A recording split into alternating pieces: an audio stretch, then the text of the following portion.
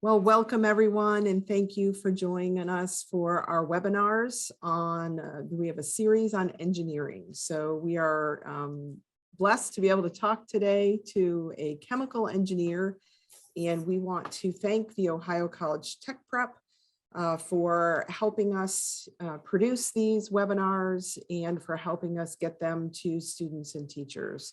So first and foremost, I want to welcome today Camille Magoto, who is here today as a chemical engineer, and she is with Cambridge Isotope Separations, and we would like to welcome her. Thank you, Camille, for joining us today. Thanks for having me, Cassie. So we're going to dive into some questions, Camille, and we're going to ask you about your career and how you got there and what types of things you do. So let's start by talking about your job and how your job specifically relates to the success of your company. Sure. So my job is kind of a mishmash, but I'm technically a process engineer. So I do a lot of daily production stuff. So, I'm kind of in charge of our one process called deuterated benzene. And so I'm working on that process, trying to help production as well as new projects, trying to do a little bit of development of if we're upscaling a process or something like that. And so, I'm affecting daily production as well as future company goals by participating in the new projects on the team. Fantastic. So without Camille driving the process, we're not attaining success in the company. That's what it sounds like to me. That sounds great. Tell my boss that. I think I will. Okay, so what does a typical day look like for you, Camille? So you come into the office, you grab your coffee or your tea, and you're off to the races. What does that race look like? I would say that no 2 days necessarily look alike. It really depends how things are going. I could have a day, usually it's come in, get situated, figure out what's the priority of today. It might be that we have sort of a production problem that needs handled, and some sort of maintenance need that needs completed. It could also be just, working in a team meeting, sort of doing planning for a future project. But most days are usually prioritizing what do I need to do today, and then working a little bit on my own and a little bit more in a group setting on day-to-day tasks.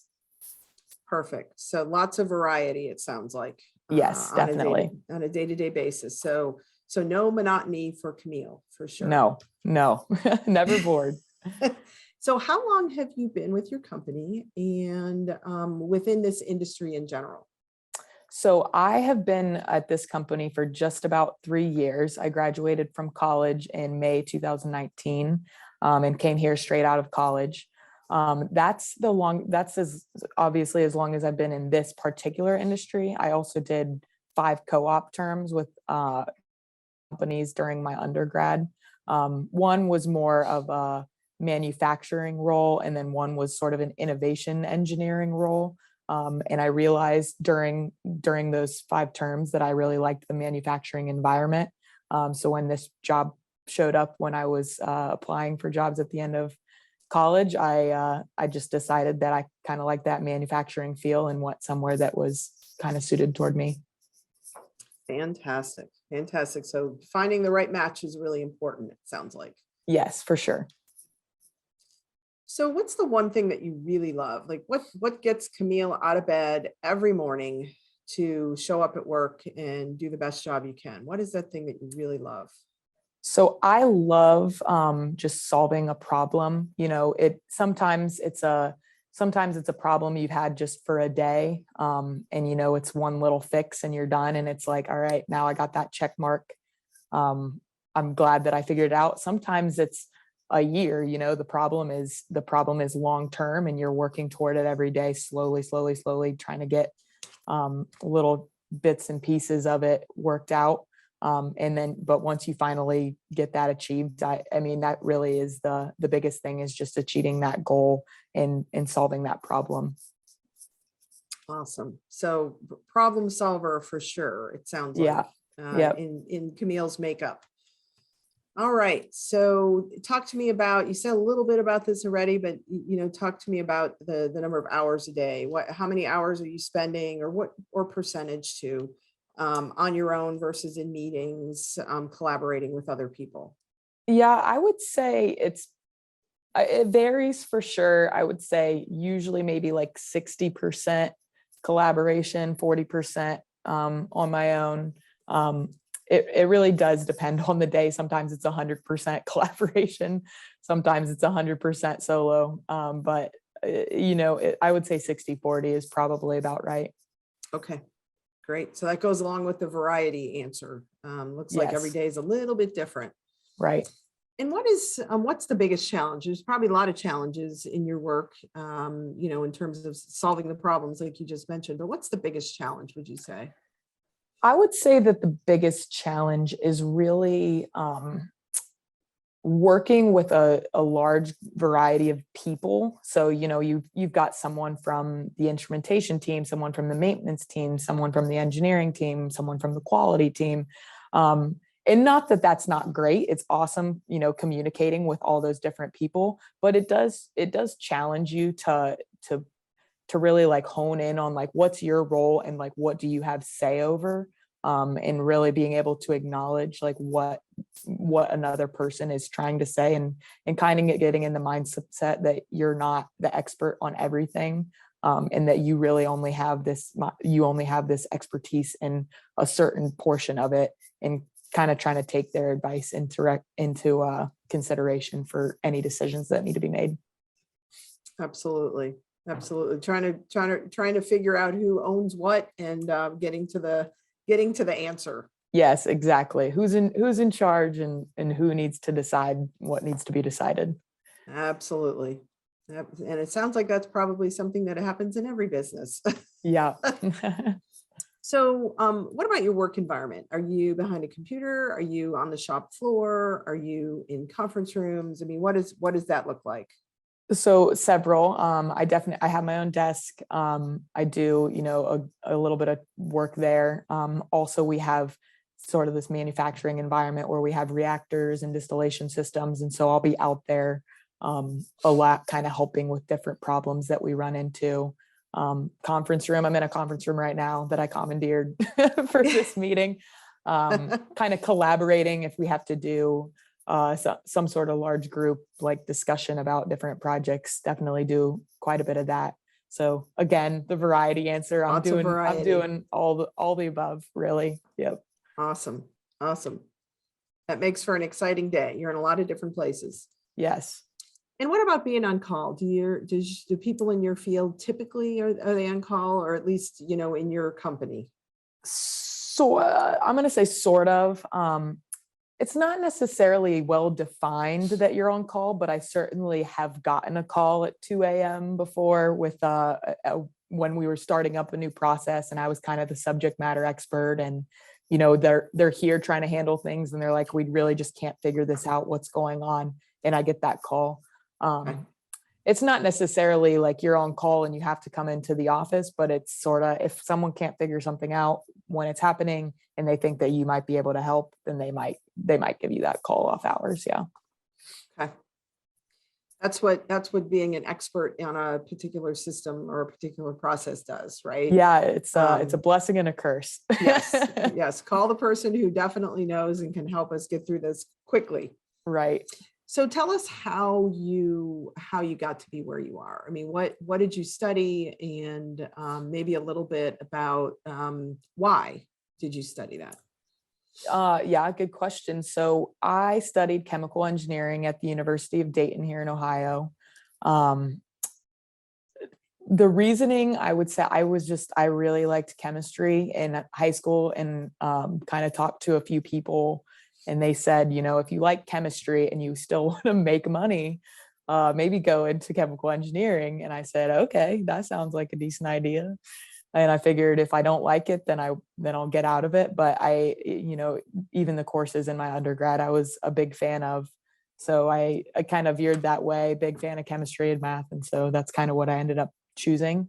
And then as well during undergrad doing those co-op terms. So that experience definitely helped get my job today. So I kind of tried to take on a lot of responsibility when I was there, and also just figuring out kind of the direction that I wanted to go. Kind of like I said earlier, I like that manufacturing feel. And so that kind of pushed me in the direction of a job that would give me that. Absolutely. And it sounds like the co-op experiences really helped you sort of discern where exactly and what you wanted to do. A huge help. Yes, absolutely. I recommend the co-op program to everybody. I think that it's great for students. I think it's great for employers. I actually, in the last 3 years, started up a co-op program here, just finished having our last one. We had Awesome. and then we have a second one that's here now. So, I was very adamant. I said, I think that this is a really good thing. I think it's great it's a 3-month interview, right? With an employee as well. So it's good for companies and it's great for students to just kind of discern, like you said, what you want to do.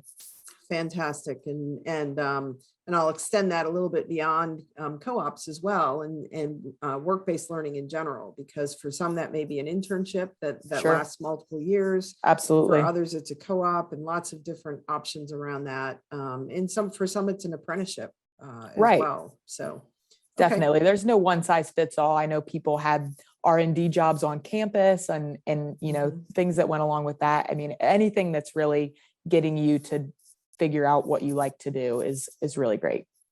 Fantastic. All righty. So when you're pulled in on hiring a new candidate, what does that candidate typically need? And I'm assuming you're in the engineering department. So what are you hiring for? Yes. So we're in the engineering department. We are typically hiring chemical engineers. I know that we also are looking for a process controls engineer, which could be a chemical engineer, could be something else if they have some good coding experience, as well as an industrial engineer we're looking for right now. So in the past, most of our engineers have always been chemical engineers. With a name like Cambridge Isotope Separations, I think that's not very surprising, but we are, as our business grows and we're expanding, we need, different people to do different things. And then we have one electrical engineer that works for us now as well. So a little bit of variety, but mostly chemical engineers. Okay, fantastic. Awesome. And what is that skill? So you're looking for engineers, obviously, but what is that other skill that you're looking for in new employees? So my primary one that I look for is just the ability and desire to learn. And it doesn't have to be super fast. I don't expect you to know everything as soon as you get here. I told them all the time, I'm never going to fault you for asking a question. But I do want you to learn. So when you ask me that question, remember it, write it down, be able to do it the next time. And if you can't, whatever, sometimes you just forget, but I do. And just the ability to say like, oh, I have this problem. Can I figure out on my own, or do I need extra help? And kind of learning that balance too, because sometimes one or the other is the right decision. Right. Fantastic. We've heard that answer a lot in a lot of different fields, which is, we're starting to see a trend there. So, you picture the young student who's thinking about chemical engineering. What would you say? What would you tell them? So my little sister is considering right now, she's a junior in high school. And what I told her is just to, get as much in-field experience as you can early. That's not always easy. But if you have the opportunity, even just to go tour a chemical facility and say, do I want to work in this environment? Does this seem interesting?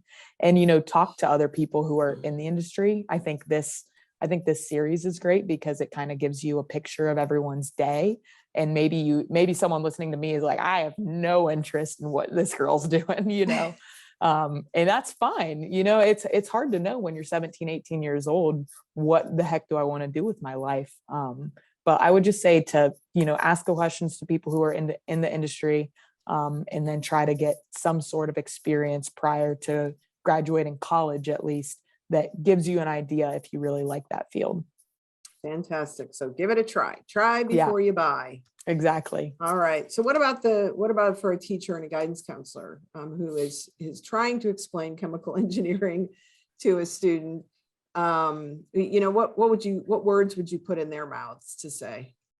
For any engineering, really, I would say that engineering in college, especially, it doesn't, they give you the bones of the theory of what you're going to be doing, but it's really just teaching you how to solve a problem and how to get the information that you need to solve that problem. And so for chemical engineering, especially, obviously, if you hate chemistry, you might not like it. And maybe then mechanical or electrical or whatever is the way to go if you still like the math and the problem solving environment. But for chemical engineering specifically, I think that it's a lot of, there's a lot of chemistry based theory, and then there's a lot of just solving any problem. I mean, I don't sit down and like look at textbooks of molecules anymore, right? We have other people, specific chemists that do that as well, but it's really just learning how to solve a problem and then doing that problem solving is the majority of my job, I would say. Okay, fantastic. So students who like to solve problems might want to look at going in engineering. Yeah. So what's the typical career path for a chemical engineer? You talked a little bit about, you come out of college, you look for that right fit, you get the right job, and then what? So there's a few different ways you could go. So you can go, so like, for example, I'm a process engineer, and you kind of level up, right? You go process engineer 1, process engineer 2, and there's a small progression there. Eventually you could stay sort of technical field and be like a senior engineer, maybe be the VP of engineering. You can also go more of a production way where you maybe are a supervisor of a certain process, and then you level up into the operations manager, plant manager. And those are probably the two most common that I've seen, but there's certainly people who have gone into business afterward. That go to be the CEO of some chemical firm because they came up through the ranks of being a process engineer and then just learned everything about the business and ended up at the top. Our president was a chemical engineer. Our VP of engineering was a chemical engineer. And our plant manager was also a chemical engineer. So we have, there's pretty much at every level of the business, someone that came from chemical engineering and was a process engineer like me, and then just continued to move up. Fantastic. So lots of variety in the job, and it sounds like lots of options from a career path perspective. Yeah, definitely. As well. Yeah. You can say the technical route, you can go to a management route. Lots of good options. So if you don't mind answering this question, for a brand new engineer coming out of college, what are the typical wages?